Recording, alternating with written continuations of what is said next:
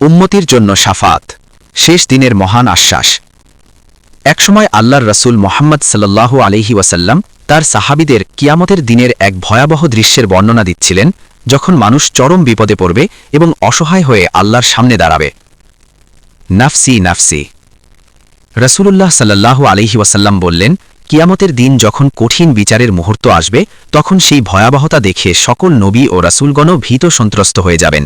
তারা আল্লাহর দরবারে নিজেদের বাঁচাতে ব্যাকুল হয়ে বলবেন, নাফসি নাফসি, অর্থাৎ আমার প্রাণ, আমার প্রাণ।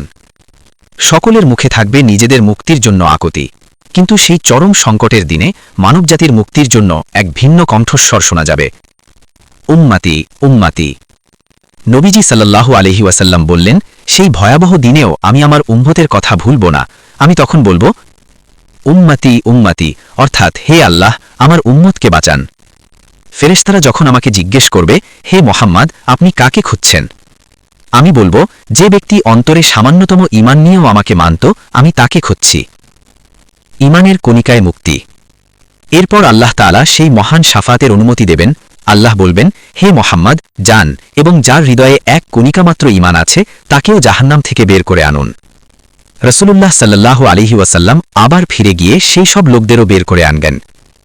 আল্লাহ আবার নির্দেশ দেবেন, আরও যান, যার অন্তরে খেজুরের বীজের পরিমাণও ঈমান আছে তাকে উদ্ধার করুন।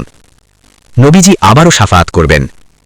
অবশেষে আল্লাহ বলবেন, হে মোহাম্মদ, যার অন্তরে সরিষার দানার পরিমাণ ঈমান আছে তাকেও আপনি বের করে আনুন।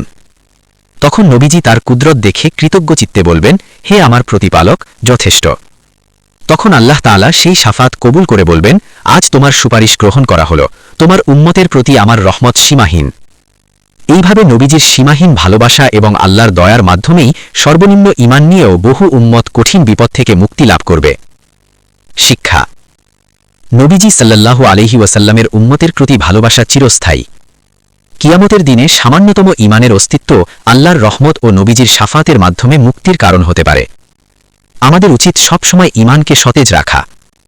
আল্লাহ তাআলা আমাদের সকলকে ঈমানী শক্তি দান করুন এবং আল্লাহর প্রতি অনুগত রাখুন। আমিন।